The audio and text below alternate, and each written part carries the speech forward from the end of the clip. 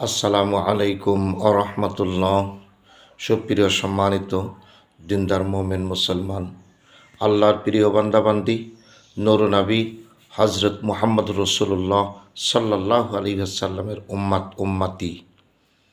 আপনারা জানেন, আদি পিতা হজরত আদম আলাইহিমুসসালাম, আদি মাতা মা হাওয়া আলাইহিমুসসালাম থেকে শুরু করে হজরত ঈসা রুহুল্লাহ পর্যন্ত সমস্ত নাবী এবং রসুলগণের নামের মর্যাদায় আলাইহিমুসসালাম ব্যবহার করা হয়, লকব দেওয়া হয়, উচ্চারণ করা হয়।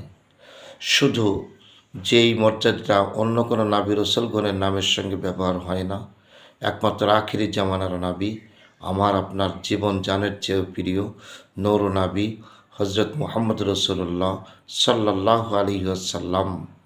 এই সাল্লাল্লাহু আলাইহি ওয়াসাল্লাম মাত্র একজন নাবী এবং রসুলের নামের সঙ্গেই আল্লাহ পাক মর্যাদা দান করেছেন, আর সেই নূর নাবিজি হচ্ছে আমাদের নাবী। অনেকেই দৈহিক পরিচয়ের নূর নিয়ে আপত্তি পেশ করে থাকেন। নূর মানে তো আলো, নূর মানে জ্যোতি, নূর মানে তাজ। এটা সম্মানের আলো, পরিধির আলো, পরিমাপের আলো, মর্যাদার আলো। আল্লাহর পক্ষ থেকে ইহকাল পরকালীন যে সম্মান মর্যাদা আল্লাহ দান করেছেন, সেটাও এক পর্যায়ের আলো।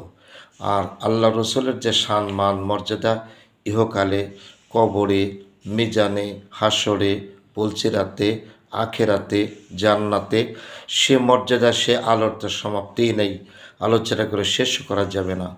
বিপরীতে যারা আজকে নূর নবীজির সম্মান নিয়ে বিভিন্নভাবে ডাইরেক্ট ইনডাইরেক্ট, প্রত্যক্ষ পরোক্ষ শত্রুতা দুশ্মনী করে যাচ্ছে, এরা আসলেই আল্লাহ এবং রসুল এবং দিন ইসলামের শত্রু।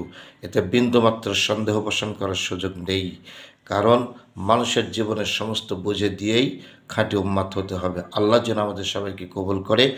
আমিন। আমা তাওফিক ইল্লা বিল্লাহ।